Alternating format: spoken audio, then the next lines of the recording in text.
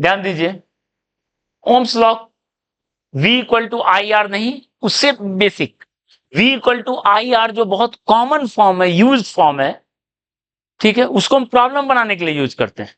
उससे भी वो कहां से आया है उसको समझेंगे। बेसिक फॉर्म क्या है ओम्स लॉ का, ध्यान दो कि किसी if a current flows in a conductor follows the law, ठीक है, J is directly proportional to E, यही है ओम्स लॉ। करंट डेंसिटी, देखो करंट फ्लो होने तो करंट डेंसिटी होगा,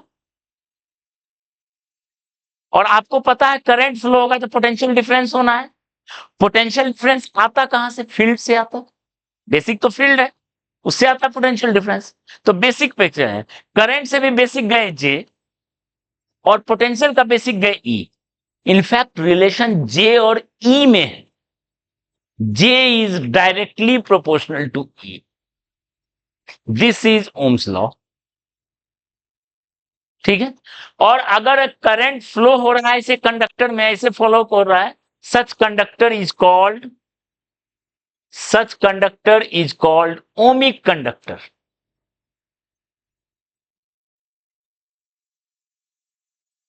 ओमिक कंडक्टर जो ओम्स लॉ को फॉलो कर रहा है, ये है ओम्स लॉ। क्लियर है? J equal to sigma E, अभी अभी सिग्मा आएंगे, सॉरी, प्रोपोर्शनल टू ई। तो अब देखो क्या कहानी है, यहां से आगे बढ़ना शुरू किए, आगे में प्रोपोर्शनलिटी डालेंगे,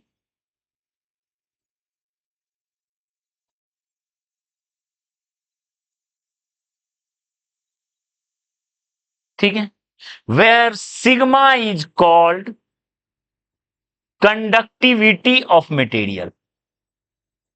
कंडक्टिविटी या electrical conductivity,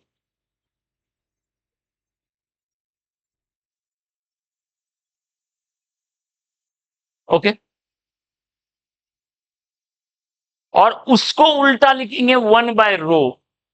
row is called, क्या बोलते हैं, resistivity of material.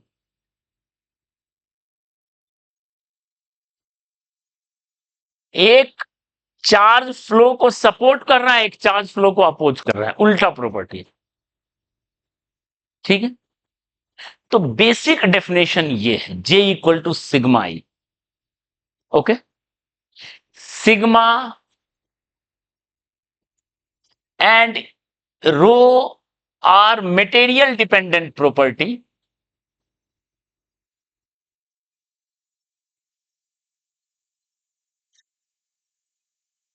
Material dependent, अलग अलग मटेरियल का अलग अलग होगा।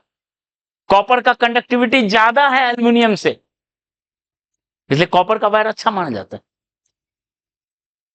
ठीक है, मटेरियल डिपेंडेंट। और वो किससे चेंज होता है? वो it rho increases, rho increase होता है with rise of temperature, rise of temperature, ठीक है। ओमिक कंडक्टर का यह खासियत है कि रेसिस्टिविटी टेम्परेचर के साथ बढ़ता है। क्यों बढ़ता है ये अगली क्लास में आएंगे, एक एक्सप्रेशन उससे समझ में आएगा। बाकी ओमिक कंडक्टर का ये खासियत है कि रेसिस्टिविटी टेम्परेचर के साथ बढ़ता है, लेकिन सेमीकंडक्टर में उल्टा है, सेमीकंडक्टर में कंडक्टिविटी टेम्परेचर के साथ बढ़ता है, सेमीकंडक्टर में कंडक्टिविटी बढ़ता है, ठीक है, और ओमिक कंडक्टर में रेसिस्टिविटी बढ़ता है, क्योंकि उसका मैकेनिज्म अलग है, इसका मैकेनिज्म अलग है। वो जब हम बताएंगे एक्सप्रेशन तब, अभी हम सिर्फ फैक्ट लिख रहे हैं, अभी आधा अधूरा बताने से फायदा नहीं है, ठीक है। तो हम इसका इंक्रीमेंट इस तरीके से लिखते हैं, लगभग वही तरीका है जो हम एक लेंथ के बढ़ने का लिखते हैं थर्मल एक्सपेंशन में, ठीक है। इसी तरीके से लिखते हैं L equal to L naught 1 plus alpha delta T. Length बढ़ने का यही होता है, पिछले जन्म में पढ़े थे।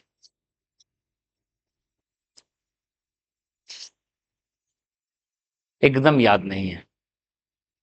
9th में भी था।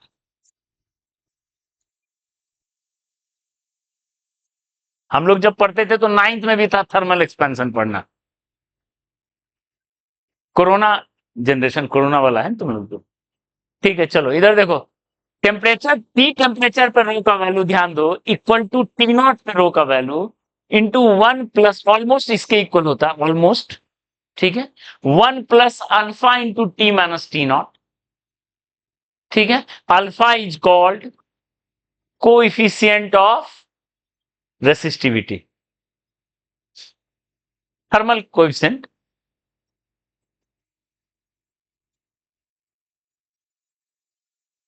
तो ये कहानी है। ठीक है, टेम्परेचर के साथ वो बढ़ेगा। अब देखो क्या है कहानी, आगे बढ़ते हैं यहां से।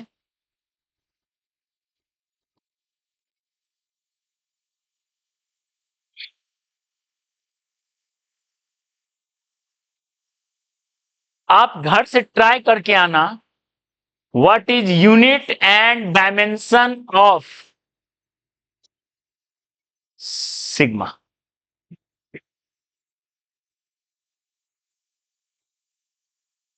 ठीक है, unit and dimension of sigma, conductivity का यूनिट और डायमेंशन क्या है। ओके, चलिए आगे बढ़ रहे हैं, ध्यान दो।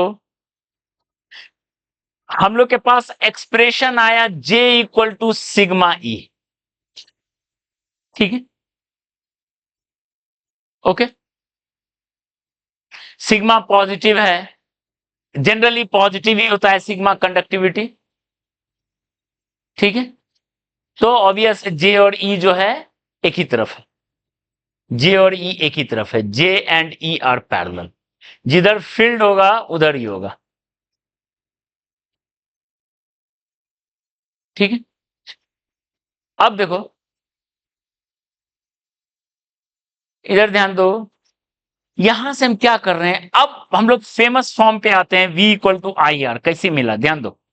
कोई कंडक्टर है, ये एंड प्लस है, ये एंड माइनस है। ओके, इसके अक्रॉस आपने पोटेंशियल डिफरेंस V लगा दिया। ध्यान दीजिए, लेंथ है L, रेडियस है R, या रेडियस है R, इसका एरिया मान लेते हैं S है। Area of cross section is S।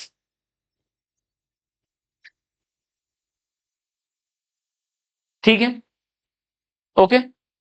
तो ध्यान दो, इस यहां पे करंट ऐसे फ्लो होगा, करंट ऐसे फ्लो होगा, हाई से लो पोटेंशियल, और फील्ड ऐसे होगा, हाई पोटेंशियल से low potential. J and E are directed from positive and to negative, positive to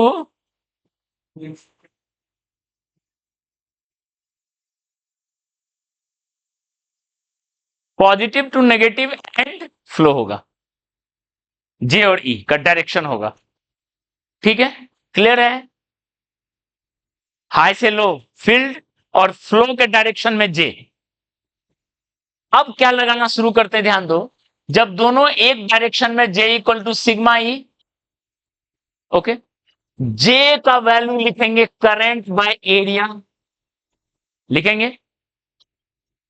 sigma into E का वैल्यू लिखेंगे potential difference by length. E equal to होता है potential difference by length.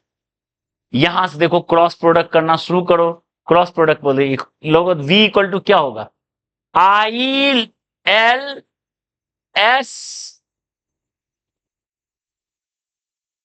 ठीक है, 1/सिग्मा को रो लिख सकते हैं, क्योंकि रो इक्वल टू 1/सिग्मा, L by S times I, that is V equal to R I। यही फॉर्म मिलना था। मिल गया, V equal to I R या आर आई। जहां ये क्वांटिटी जो है, दिस क्वांटिटी,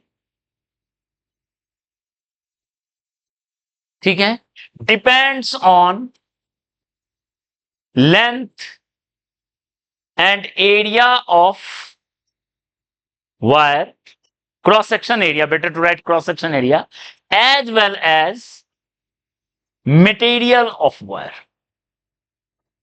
उस वायर के मटेरियल पे डिपेंड कर रहा है, क्योंकि रो भी है, कॉल्ड रेसिस्टेंस ऑफ वायर, उस वायर का रेसिस्टेंस आर। यहीं से डिराइव हुआ R equal to rho L by. Clear है? क्लियर है? Rho L by S.